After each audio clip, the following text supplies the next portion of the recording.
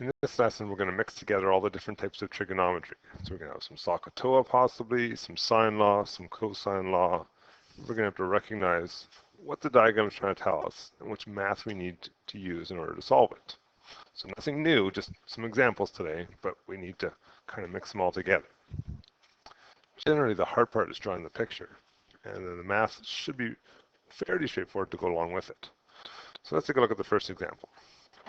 A 5-meter tall tree is leaning 5 degrees from the vertical. To prevent it from leaning any further, a rope needs to be fastened 2 meters from the top of the tree at an angle of 60 degrees with the ground. How far from the base of the tree must the stake be? So, look at this tree that we have here. We think about going straight up and down. That's what it would look like, right? But it's not straight up and down. It's leaning over just a little bit. So 5 degrees from the vertical. This is vertical, right? So 5 degrees is that little bit in there. And to prevent it from falling over, we need to tie a rope. Now remember, the tree is this one. So I need to tie a rope here, and it needs to go this direction so the tree doesn't fall over. Well, that's going to create a triangle. It's creating a triangle that has some other information that we know. We know that the rope needs to be fastened 2 meters from the top. So if the tree was 5 meters altogether and we're 2 meters from the top, this must be 3 meters. We also know that it makes an angle of 60 degrees with the ground. So not drawn to scale, but 60 degrees has to be over there.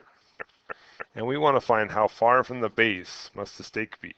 So if the stake's right here, that's the base. So the question we have to see or ask ourselves is, what kind of math can I use? If I want to find x, what do I know? Well, first of all, I notice that 60 is across from 3, which is a hint to me that I can use the sine law. Sine 60 goes with 3. But if I want to find x, I need the angle on the top up here to match up with the x. So the sine of that angle matches with x. But what is that angle? Well, to figure that out, I kind of need the third angle of this triangle. Now here's where the thinking part comes in. We know it used to be vertical. It used to be 90 degrees. But now it's leaning 5 more from the vertical. So the angle in the bottom corner here is actually going to be 95 degrees. If that's 95, and the other corner is 60, I can figure out this piece. Because I take 180 minus 95 and minus 60, and I'll get my angle in the top corner. And that angle is 25 degrees. So now I got myself a sine law question. Okay, to solve these things, we can cross multiply. So x times sine 60 equals 3 times the sine of 25. I want to get x by itself, so I need to divide out by sine 60. All into my calculator the way it looks. You should get 1.46 meters. Okay, so that was tricky in terms of the corner angle. That's what the hard part is there, and trying to interpret what's going on here. The math, the sine law, is pretty straightforward, but that picture and deciding what to do is going to be our challenge. Yeah, let's try the next one. A security camera needs to be placed so it can see 2 entry doors at once. The near door is 19 meters from the camera, the far door is 23 meters. The 2 doors are 17 meters apart. What angle does the camera see? So here's my camera. It's going to look at one door, the other door, and the doors are a certain distance apart. And we know some of these things. The far door is 23 meters. The near door is 19, and the 2 doors are 17 meters apart. What angle does it see? There's my diagram. What math do I need to use? So the first thing I ask myself is, SOHCAHTOA is not going to work because there's no right angles. Do I know a pair of things that go together? The answer to that is no, which means this is a cosine law. A big A and a small a are across from each other. B and C are interchangeable. So I'm using that rearranged version of the formula to find an unknown angle. Here's our formula. In my case, it's going to be the cos of x equals b squared, and b or c are interchangeable. If you put them in the other order, that's totally fine. But a is the important thing. 2bc. Okay, to figure these ones out, we said we want to make fractions. We want to figure out the top number and the bottom number separately so that way you can use an inverse. So on the top number, I got 601. On the bottom number, I got 874, and that's the cos of x. So as I was saying, if we want to find x, we need an inverse. And we'll let the calculator do the work for us. 601 divided by 874. And take the inverse of that, and you should get approximately 46.6 degrees. And I'm going three sig figs here. Okay, so far so good. Let's try the next one. A slightly bigger question, this one. So a farmer has a field, ABC, just for easiness. Point D is the midpoint of BC. In other words, it's halfway. So right off the bat, I know that this is 40 and this is 40. I want to find the measure of angle BCA. So when we're given angles, we're given an order. BCA means if you start at B and go towards C and then towards A, the angle you've measured is the one in the middle always. So I'm looking for angle C, if you will. To find angle C, I can just think about this triangle as having pairs of things that go together. 105 is across from 80. 35 is across from C. That makes this a sine law question. So I know that the sine of 105 must go with 80. And I know that the sine of C must go with 35. I want to cross multiply this. So 35 times the sine of 105. And I could bring the 80 up, but then it has to come right back down. So I'm going to leave the 80 where it is. Yeah, it's going to create a ratio for us. We like ratios because we can use our calculator to do the work for us.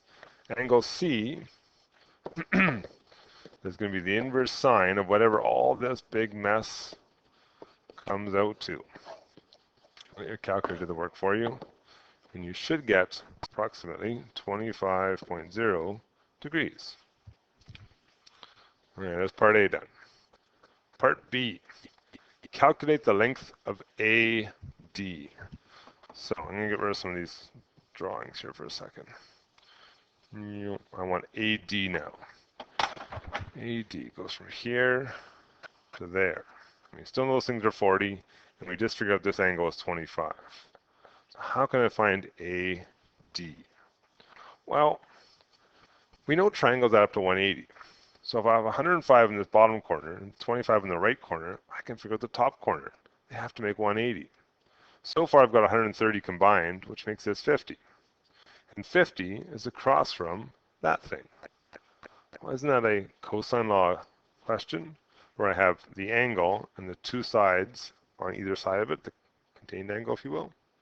So to do part B here, we're going to do x squared equals b squared plus c squared minus 2 times b times c times the cos of the angle between them.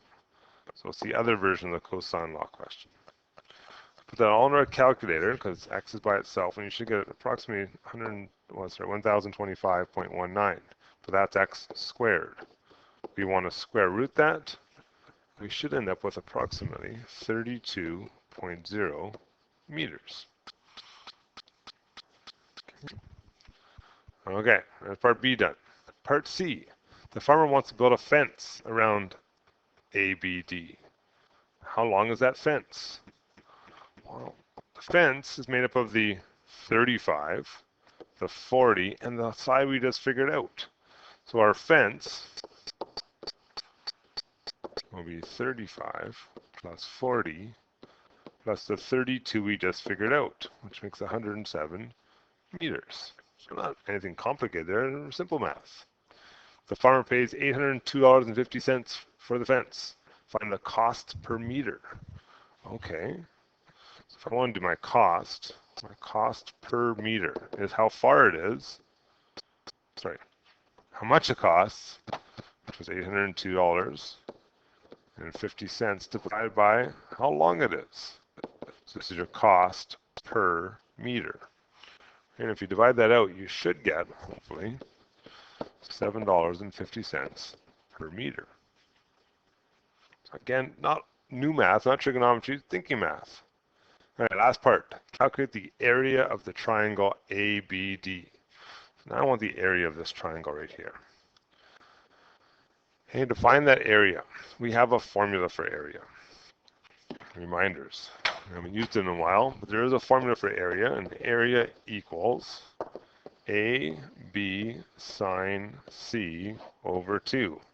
Remember, A and B are sides, are small letters, and C is the contained angle, the angle between them. Well, in our question, we have that information. It's right here. I've got two sides and the angle between them. So I can write in 35 times 40 times the sine of the angle between them, which I believe was 50, right? Let's go back up and look. 35, 40, and the angle was 50. Don't forget to divide by 2. It's a triangle after all. We can put that all into our calculator the way it looks. We should get an angle of 536, sorry, an area of 536 meters squared. Okay. So lots of parts and pieces there, some things to think about. We use the sine law, cosine law, areas. And we didn't use any SOHCAHTOA, though there is some in your homework today. There is definitely a SOHCAHTOA question in there. We don't want to forget how to use the simple math. You know, we've learned some more complicated math. So give some of these questions a try, and if you're stuck, come see me.